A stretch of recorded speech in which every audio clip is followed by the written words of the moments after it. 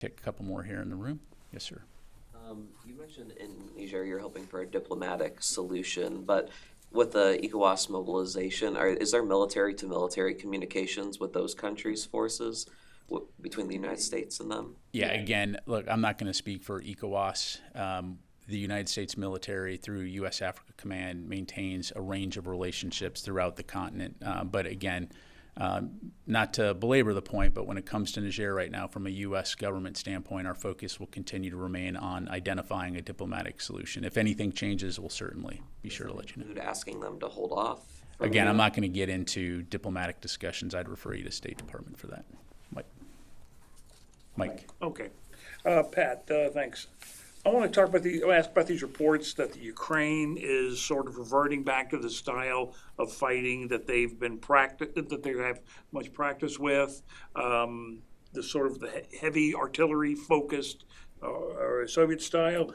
My question is, in retrospect, was it really realistic to expect that they could master the style of maneuver warfare that the U.S. has spent decades learning over such a short period of time? Yeah, thank you. So let me kind of approach that from a couple different angles, if you'll bear with me here. So first of all, when it comes to the Ukrainians and the fight that they're conducting right now, I'm not going to stand here at this podium and second guess a frontline commander in the Ukrainian military. They're in a tough fight. They've known from the beginning that regardless of when any counteroffensive started, it was going to be a tough fight. So that's why you hear us say, and it has the benefit of being true, that we're going to continue to work with them to provide them with the capabilities they need, to include training. When it comes to that training and the kinds of training we're providing, so first of all, let's take a step back here and recognize that this is a less than ideal situation. Nobody in their right mind ever would have wished that Russia would have invaded Ukraine, but they did.